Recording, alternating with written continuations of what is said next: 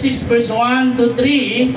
Follow with me with your eyes. The Bible says, children, obey your parents in the Lord, for this is right.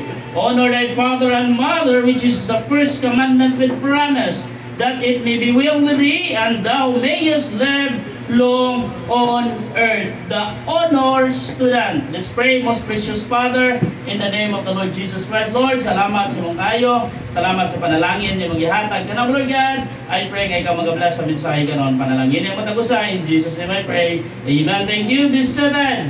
Magapanglingkod. Kinsay estudyante dire. Taas kamot.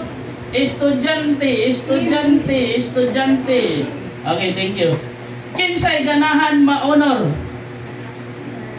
Kinsay ganahan nga mahimong honor student? Top 1, top 2, top load, top how?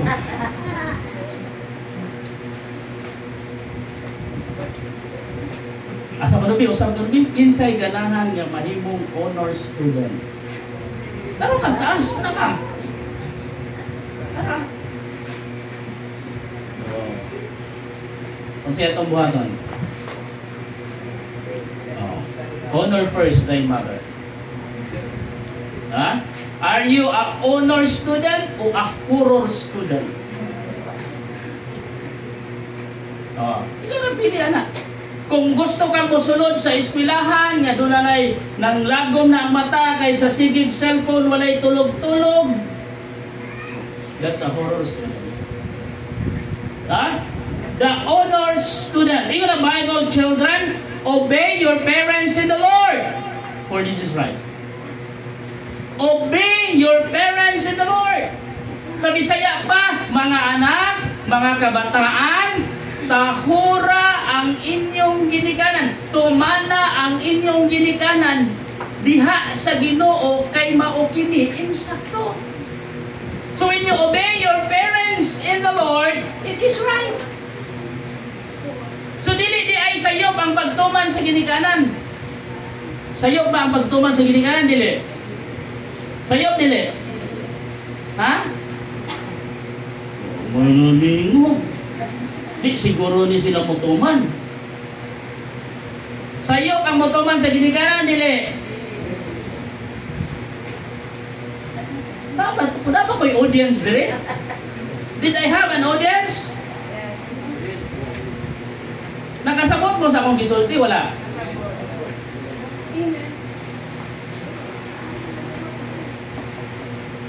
Obeying our parents, it is right or wrong? Right. Ay, English, di ba? Sorry. Huh? Children, obey your parents in the Lord, for this is right. Katalaman, verse 2. Honor thy father and mother, which is the first commandment with promise. Honor thy father and thy mother. Kung sa mga diha, tahura ang imong papa o ang imong mama. Kinsay naapay papa dali. Naapa kay papa. Sige, taas. Ang imong papa kuyog pa ninyo sa balay. Oh, thank you.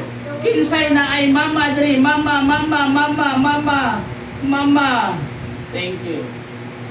Ano sa iyong sabay mo? Honor thy father and thy mother. Oh. Pasalamat ka na apa kay mama. Pasalamat ka na apa kay papa. Kinsay naka-greet sa iyong papa karon og Happy Father's Day? Be honest. Nidool ka sa imong papa, ni-greet ka pa, Happy Father's Day. Thank you pa. Kinsa dire? Kinsa? Wala. Si Inday lang. Oh. Ngano man, nalimot na ta? Yung Father's Day day karon? Here in the Bible, honor thy father and thy mother, which is the first commandment with promise. No, verse 3, naging dire, that it may be well with thee, and thou mayest live long on earth. Unsay promise sa Bible, if you obey your parents? Ha? Long life. Dili nakakinahanglan mo apil pa og akro para may ka long live. Di ba? Ngano man, ang Bible nag-promise na, pero kukuhan ba malaway na ako? Ang Bible nag-promise na nato. Nag-promise ang Bible sa ato na ingon diri ang Bible in Ephesians chapter 2, honor thy father and thy mother, which is the first commandment with promise, that it may be well with thee and thou mayest live long on the earth. Nganong makabantay ka, nganong nakita nato mga igsoon, mga kabataan, nganong kaniadtong panahon ang edad sa katigulangan 80, 70, 90, usahay mo abot pag 100. Nano ka ha? And then, why the young people nowadays is never grow old, die young. Nano ka ha? Unsay diferensya sa kaniadtong panahon o sa karon nga panahon, nganong kaniadto makaabot man sila 70, 80, 90, 100. Unya nganong karon di naman kaabot usahay og 30.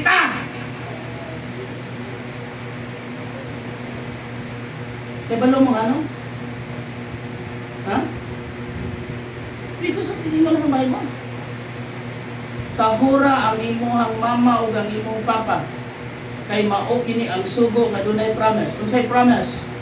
Para mo taas ang imong kinabuhi. Ha?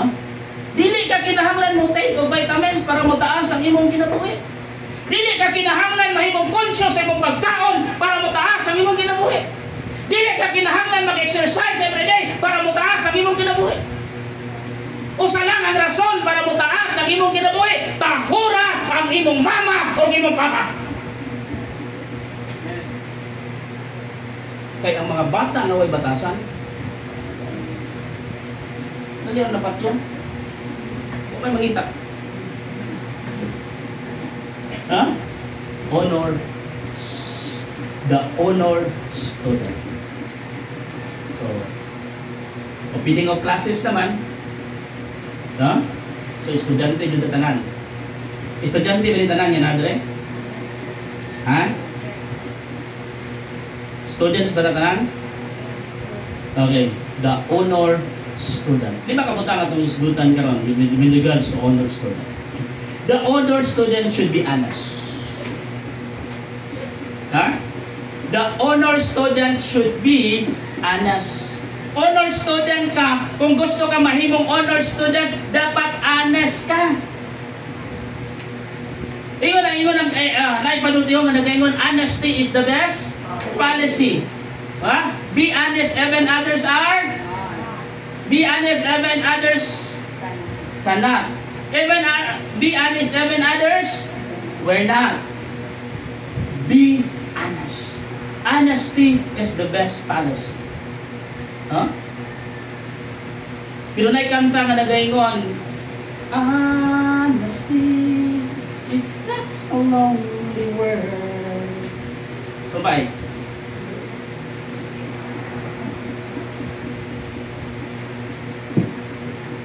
No? Kisay honest dire. Taas ka mo. Dali. Honest. Hala, walay honest. Si John na di ay. Si John na di ay may honest. Honest din si John, bawal sa coke pero nag-inom og royal gabiin. Pero coke man siya bawal. Okay, honest rin.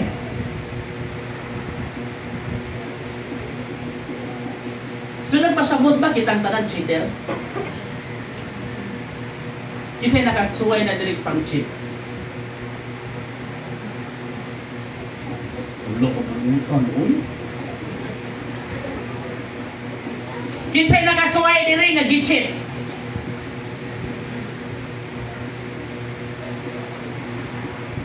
Unsa klase nga cheat, pastor? Kanang pasakitan.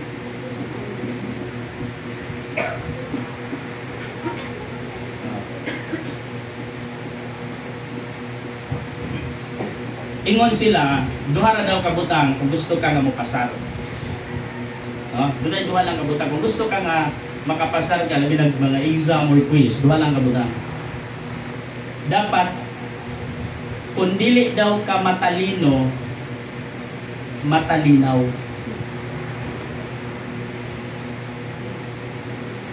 Usbo na po. Kung dili daw ka matalino, dapat imong matalinaw para makapasar ka sa exam.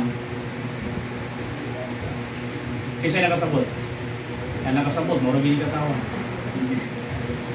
Ha? The honor student should be honest.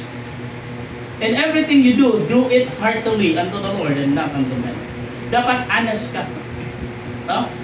Bahala na og zero. Saka? Bahala na og zero. Doon na yung sa kabata, giinag siya sa iyahang mama, sa iyang papa. Dahil kay exam man ro ninyo, sigurado ha, nga dili ka nga taas ka grado ha. Eh kung mubo ka niya mong grado, wala kay bawon pagkaugma. Pag-uli niya, yun na yung papa. Dahil, kumusta man ang exam sa? Okay na pa? Ingunit, hatag siya sa pispigan. Ingunit niya pa, oh, anong zero man eh? Ingunit yun ang bata. Nag-zero pa. Ay na lang na kaysa wakaigit. Ha? Bahalag zero, bahalag gamay ang score as long honest. You want to be an honor student and then you are not honest? Huh? Be honest. The honor student should be honest. Ikadwa, the honor student should be obedient. Yun ang Bible na inson, yun ang Bible na itong ibasa, children, obey your parents. If you want to be an honor student, dapat obedience ka sa imuhang teacher, obedience ka sa imuhang parents, obedient ka sa mga tao nga taas. Obedient ka. Dapat ka mauta mo obey. No? Dili kay sugoon ta, kung sa reaction ninyo masugoon mo. Ha? Mag-indak-indak na yun sa tiil. Labi na o nagdula pa. Tinoon? Ha? Kinsa na ay online games dire. Online games. Dili pa manugan. Be honest. Kinsay na online games dire? Kinsay masuko dire magbagol-gol sugoon samtang nagdula? Thank you. Dapat honest, di ba? Sakto dire. Dapat honest. Mga naong pala nga imposible kayo ni walay cellphone niya. Walay online games.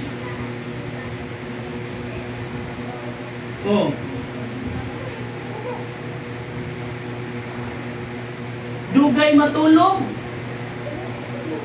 kay nag-cellphone. Sa iyo mo mata kay nag-cellphone. Tawgon kay subuon, gabagulbol kay ga-cellphone. Are you listening? No? Idigtawag ni mama, si mama sa doy, naapa ko'y gibuhat diri. Mas importante ba ang imong gibuhat kaysa sugo ni mama?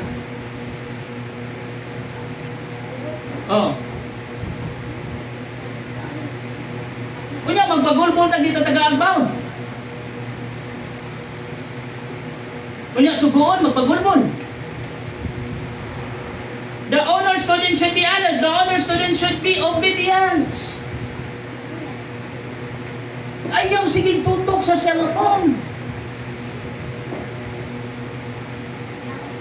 Wala na mo'y time ika-fellowship sa inyong parents. Wala na mo'y time ika-banding sa inyong parents. Kay nakatutok na lang mo sa cellphone. Wala na mo'y laing gigunitan cellphone.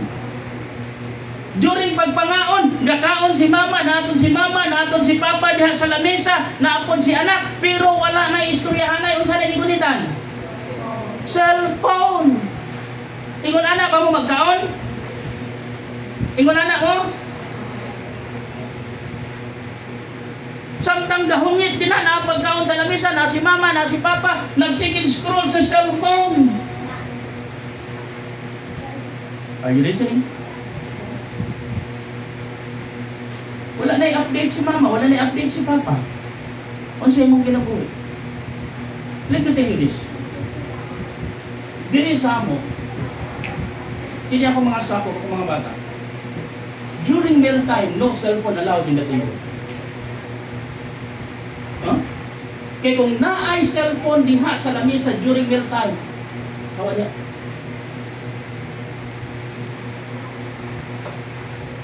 Ano naman, importante during meal time, kumpleto ang pamilya, doon ay conversation ang pamilya. Dili man ka maka-open of conversation ngadto sa imong mama, ngadto sa imong papa, while you are holding your cell phone. Correct me if I'm wrong. No? Wala na'y maayo nga communications ang bata o ang parents. Why? Because of cell phone. Wala isayop sa cellphone. Ang sayop diha kung ang cellphone na mo control nimo.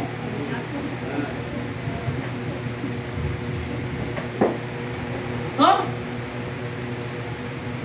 Wala na naisod ang utok nimo, cellphone na lang. Ay isod sa silupin punon para may mong cellphone. No? Sige na lang daw gunit sa cellphone. Sige na lang daw gunit sa cellphone. Sige na lang galakaw isa galakaw.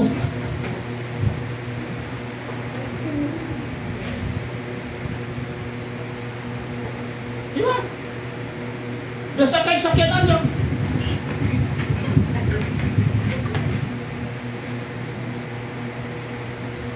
bisan sa balay, di ba? Kung tutog sa cellphone ko, no. Pabi naman kisay punta. Unyag tao mo ni mama, mama mo na yung dalawa! Napindi na lang ako!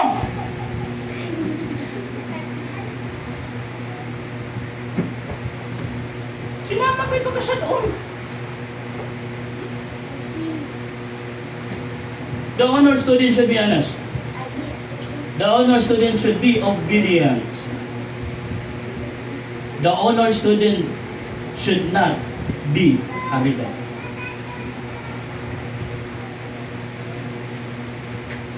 The honor student dapat dili rebelde. Huh? Do not be a rebel to their parents. Dili rebelde sa ginikanan. Kasi may tabok sa kabatanon nga rebelde sa ginikanan. Walay success mga padungan. Walay success. No? So maragod sa mga balita. Honor student, cum laude, graduate of UP, nagrebuilde sa gobyerno, nisaka dito sa bukid, patay. Are you with me? Oh. Bata, matinumanon sa gusto, nirebuilde sa ginikanan, nilayas, nagkaabi niya o ganang kaya na niya. Listen, young people.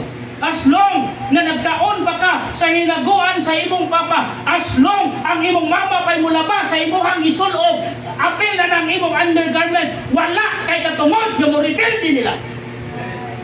Wala kay katungod yung supak nila. Huh? Tubag-tubag ka sa imong mama. Unya sila pa'y galuto sa imong pagkaon. Sila pa'y galungag para nimo, sila pa'y nagpukaw para nimo, sila pa'y nagplansa sa imuhang sidina. Unya magtubag-tubag ka. Oh, come on. Young people, it is not right. Dili na mayo. Huh? Inumduming, pasalamati ang Ginoo nga kumpleto pa, napakay mama, napay papa. Basig moabot ang panahon, wala na sila. Magunsa na ka. Remember this, young people. Huh? The reason why nanaan nga programa because nakita namo kung unsa ka mga walay batasan ng mga kabataan doon. Tungod kay nakita namo unsa ka mga walay respeto ang mga kabataan doon. Huh? Rebelde.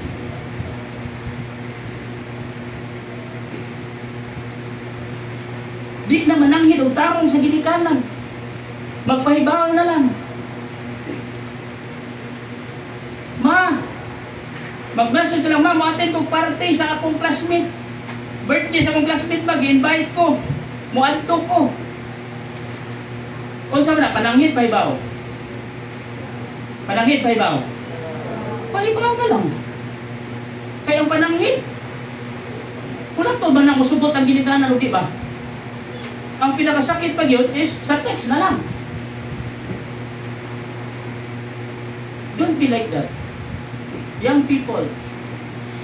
Ha? Usahay, umayaw-yawan, magbagulpol, magreklamo, di man mo kasabot na mo. Mag-rant tayo diya sa Facebook. Sige na lang ako, sige na lang ako. Okay, saan na niya? Ikaw lang sa anak ko. Parang mga silingan. Nagkakang ikaw. Our honor students should not be a rival to their parents, a rival to the government. Huh? Dapat dili ta ripilde sa gobyerno. Daghang mga programa ang atong gobyerno usa na kini ang atong pantawid. Filipino program usa di kapag programa sa gobyerno. Manang the reason why nganong naata karon, nganong nagkatapok ta karon because of this government program. Huh? Wala tay katungod nga mo rebuildi sa atong panggobyerno. We are a citizen of this country. Our duty is to help this country. Huh? Ikaw pa, the honor student should be honest. The honor student should be obedient. The honor student should not be a rebel. The honor student should be optimistic. What is optimistic means? Positive thinker. No? Never entertain negative.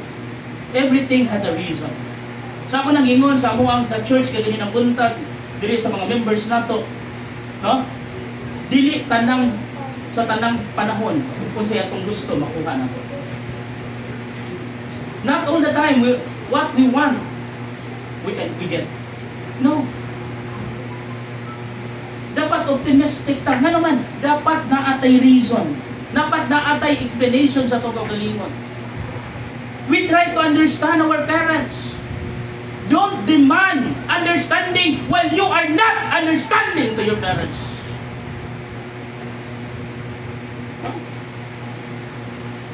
Kung na magbagul-buling ako, di pa lang may pobre ay, ang ba't lang, dato siguro nyo, ang tinood nyo. Kung di ka pobre, natural dato, di gano'n na.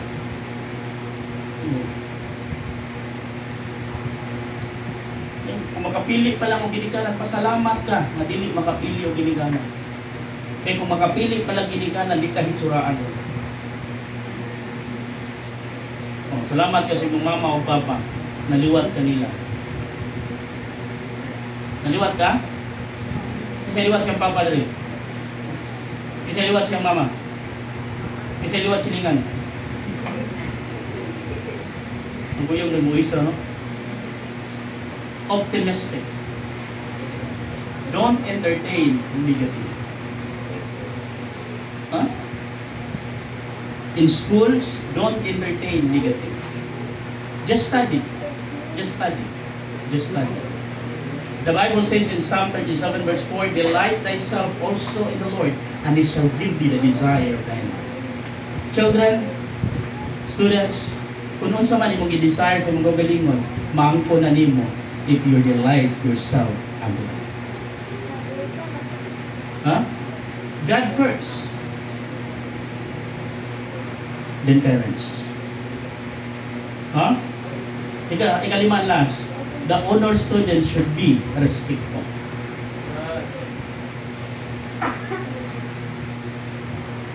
Ang estudyante na gusto ma-honor o ang honor student should be respectful. Dapat matinahon. Dapat ka ma-honor tinahon. Dapat dunay respeto sa usab. Huh? The reason why nganong ang mga kabataan sa karon nga panahon dali ra kaayo mamatay, wala na respeto. Nawala na ang respeto sa ginikanan. Puno sa bagulbol, puno sa reklamo. No? Wala mo makuha kung magreklamo mo. Sa ako nagingon samtang naap ka diha sa inyong balay, nagkaon pa ka sa hinaguan sa imong papa, you have no rights to murmur. You have no rights na moreklamo. Why? Dili ikaw nagkamo.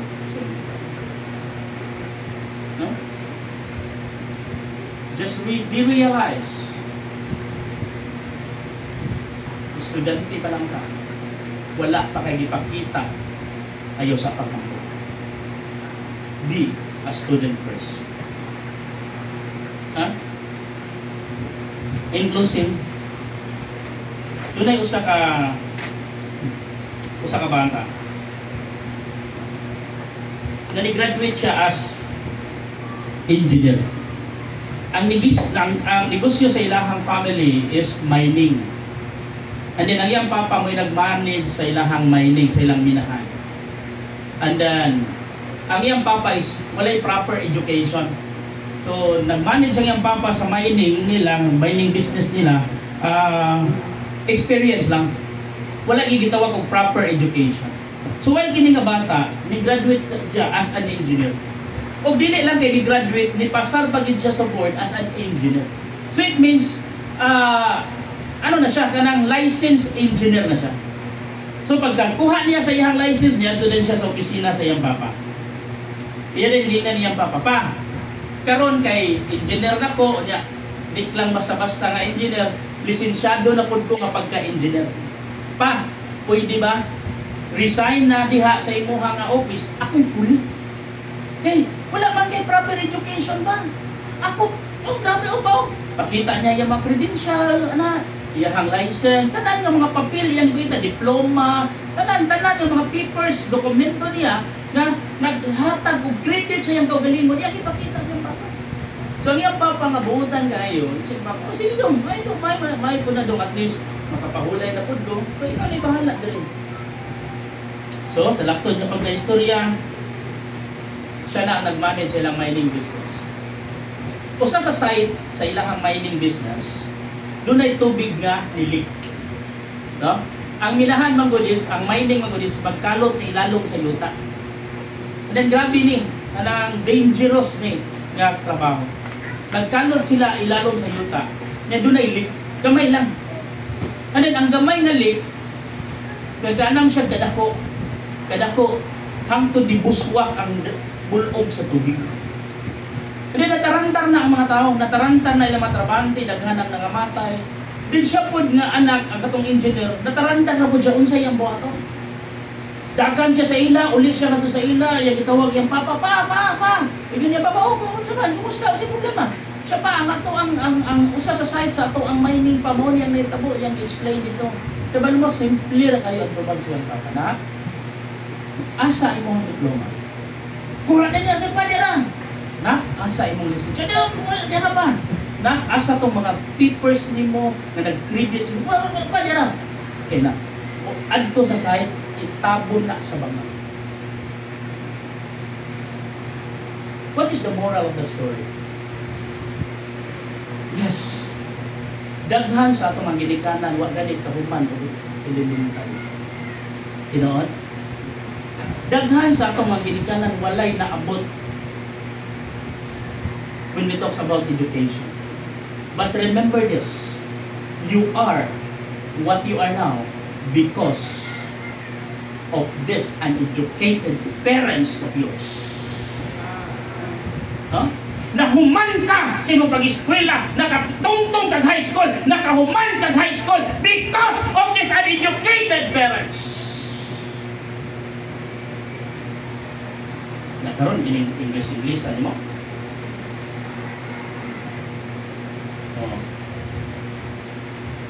Kaila yung mama, English-Inglesan niya, yung mama, grade 2 naman. English-Inglesan niya, yung mama. Grade naman sa college, na yung mama. So, why ko English? Bada, pupunta ka. Yung mama. So, why ko kusap mo English? Di ba, I slap you. Wala, bakusan na siya mama. Children, be respectful to your parents. Be thankful to them. They are the reason kung sa imong naabot karon. Kinsa ka o kunsa ka because of your parents.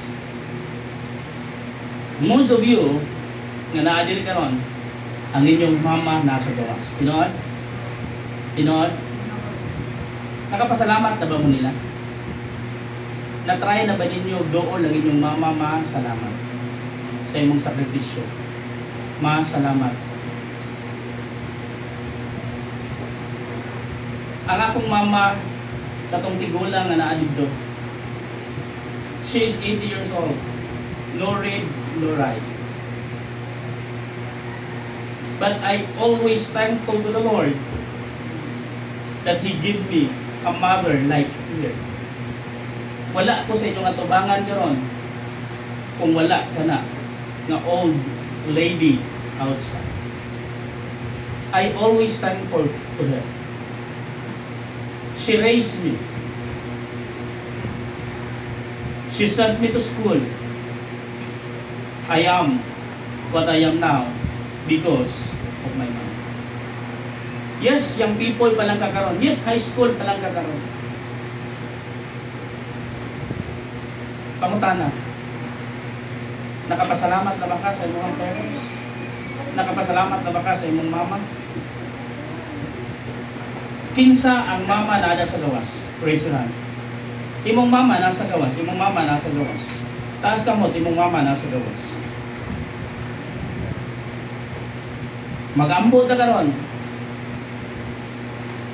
Then I wish you will stand in your seat and go to your mom and thank her. Can we? Can we? While I praying, tindog sa imong gilingkuran, kung ang imong mama nasa gawas, doon lang siya, hug your mom, pasalamati ang imong mama. Every